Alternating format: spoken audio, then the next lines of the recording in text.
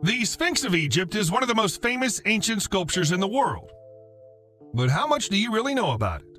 In fact, how much does anybody really know about it? There's far more to the Sphinx than most people imagine. You probably won't even realize how much about it you don't know until you've finished watching this video. Let's start with a theory that several people have posited, but nobody's ever been able to prove. The idea that there's a secret door or tunnel beneath the Sphinx leading to underground chambers. This is a per theory of the historian Matt Simpson, who believes that there are tunnels beneath the Sphinx that connected to the pyramids of Giza. Simpson is positive that a French archaeological excavation located the secret doorway during a dig in 1837, and that the incident was witnessed by the Egyptologist Colonel Howard Weiss, but that both the team and Weiss were somehow compelled to keep the discovery secret. Simpson's theory seemed outlandish, until the discovery of secret tunnels beneath the Giza Plateau in 2019. If there are tunnels down there, they must lead somewhere. A connection between the pyramids and the Sphinx makes a degree of sense if we're to assume that the internal cavities of the Sphinx had a purpose. But the question of why the French archaeologists and the colonel would be ordered to keep their discovery secret remains unresolved. It'd surely be a historically significant find, so why keep it quiet? Here's a less controversial statement about the Sphinx. It was carved from a single piece of rock. The sculpture seems too enormous for that to be true, and yet it is. This colossal monument was carved from a single piece of limestone, which was chipped away at by presumably hundreds of workers until we were left with the 240-foot-long, 66-foot-tall shape we recognize today. Actually, that's not quite true. The present-day Sphinx has been repaired and partially restored with limestone blocks, so its original shape would have been very slightly different. An art or construction project on this scale would be a monumental undertaking for any building or design company today. So the idea of the ancient Egyptians going about their work with nothing more sophisticated than basic hand tools all those years ago is nothing short of staggering. We don't even know the name of the designer who oversaw the process, as unlike many other large sculptures and structures in Egypt, the Sphinx doesn't carry any inscriptions to identify the people who made it. It's no wonder that some people believe it was made by aliens. We're back into controversial territory again with our next statement. The Sphinx might actually have been intended to be a representation of Anubis, the dog-faced god. Conventional archaeological and historical theory says the original face of the Sphinx was that of the pharaoh Khafre, but there are plenty of people who disagree with that assessment. One school of thought is that it may have been a lion designed to represent the star sign Leo, but lions didn't have any special status in ancient Egyptian culture. Dogs, on the other hand, did, and that was thanks to Anubis. Look again at the shape of the Sphinx with its flat back and the position of its legs. Does it remind you of a dog? Another point to consider is that Anubis was believed to be the guardian of the necropolis. If, as some believe, Giza Plateau is or was a necropolis, it makes all the sense in the world to have an enormous sculpture of Anubis looking over it. Could the face of the Sphinx have been altered in such a significant way since it was first made? It's possible. We've mentioned that there's no inscription on the Sphinx already, so it seems only right to ask who built it. If we disregard the Anubis theory and say it's a representation of King Khafre, it must have been built between 2558 and 2532 BCE. There's no solid proof of that, though, and there's no universal agreement on who built it, why they built it, and what its originally intended purpose was. That's a disturbing lack of information about one of the world's largest sculptures and the oldest known monumental sculpture in Egypt.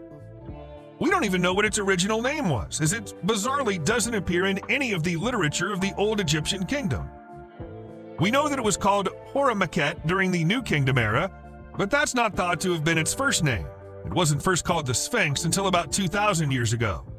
The fact that there's no record of the building of the Sphinx, nor the naming of the artifact from a civilization that kept such meticulous records of everything, is suspicious, and makes us wonder whether records have been destroyed.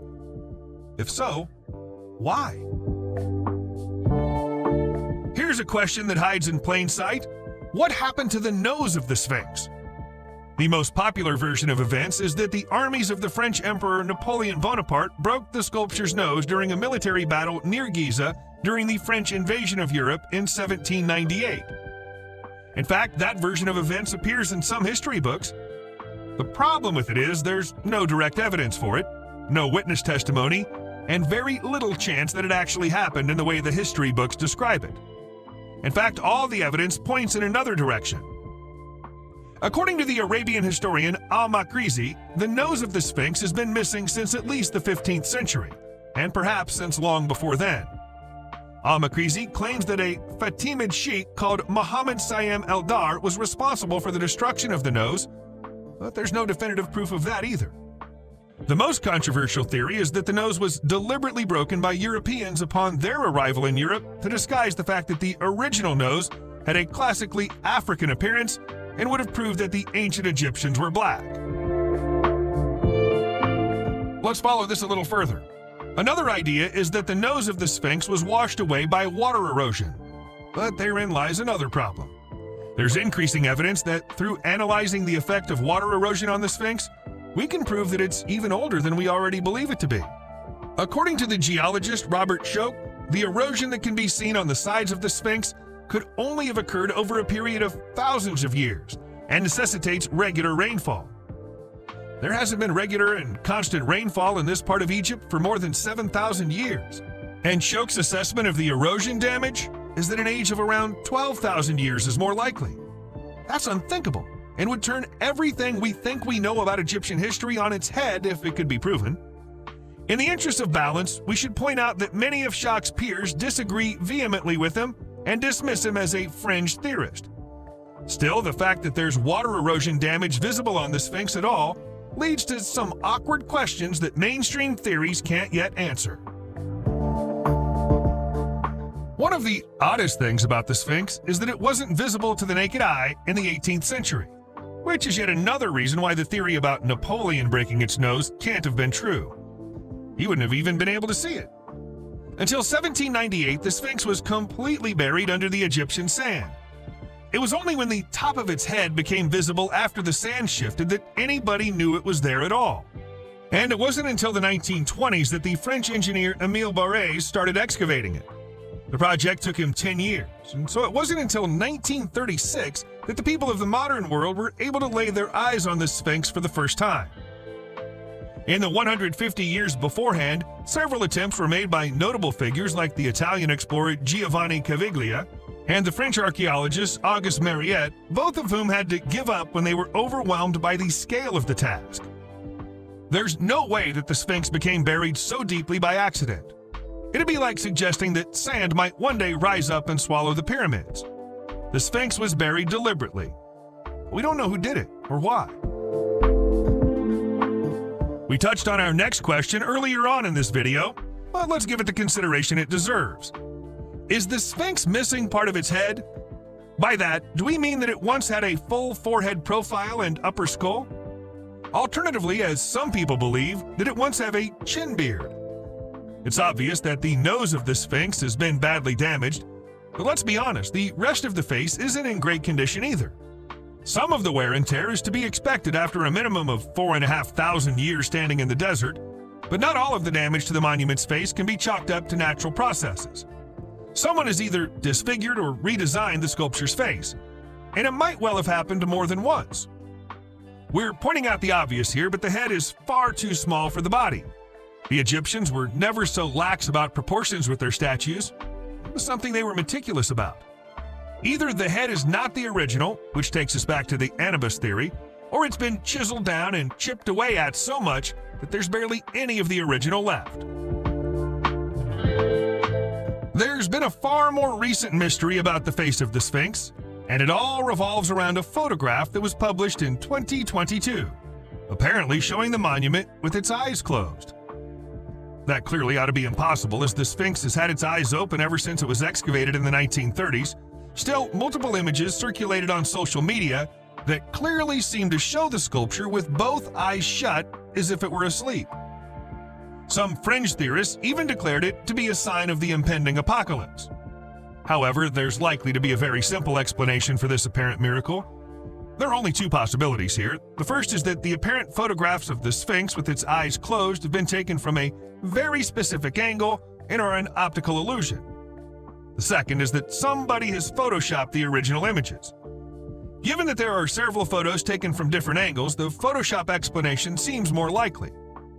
We can assure you that thousands of people have seen and taken pictures of the Sphinx once these fake photos began to circulate, and its eyes are most definitely still open. Earlier on, we alluded to the possibility that the Sphinx might have had a beard. We'll come clean. That's less of a possibility and more of a solid fact. We know it's a fact because there's a decent chunk of the Sphinx's beard in the collection of the British Museum. It's one of many ancient Egyptian artifacts in the British Museum, which, if we're brutally honest, probably shouldn't be there. The official version of history says that the broken beard was found in pieces between the front paws of the Sphinx during the 19th century. We know that can't be true. As we've already covered, the front paws of the Sphinx were buried under sand until the 1930s. Although it's been suggested that Caviglia got down as far as the paws before giving up on the idea of excavating the rest of the sculpture. It's both frustrating and surprising that the recent history of the Sphinx is just as full of holes as its ancient history. Nevertheless, the beard is real, and there's a campaign in Egypt to put all the pieces back together and reattach it to the monument's chin. So what's the big takeaway here? What's the biggest thing that we didn't know about the Sphinx before that we now know? Perhaps it's the revelation that we have no way of knowing how old the Sphinx is, other than a general feeling that it's definitely older than the pyramids it watches over, and may in fact be several thousand years older than them.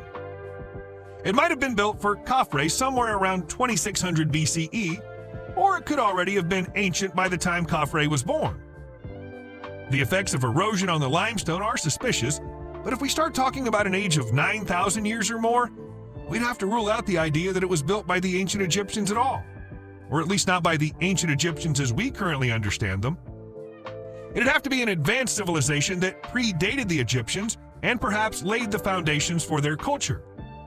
That's not the same as us saying that aliens were involved, which is something that so many fringe theorists are fond of saying about the Egyptians. But it does make us wonder who lived on the land before them.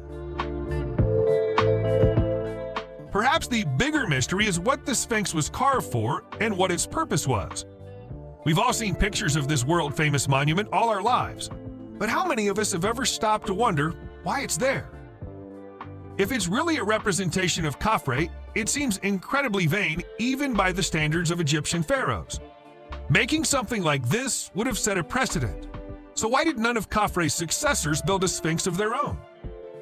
If, on the other hand, it was first conceived as an enormous sculpture of Anubis, why was it ever changed? Why is the head so much smaller than the rest of the body? And what happened to the original head? Why are there no written records of its creation? What was it called when it was brand new?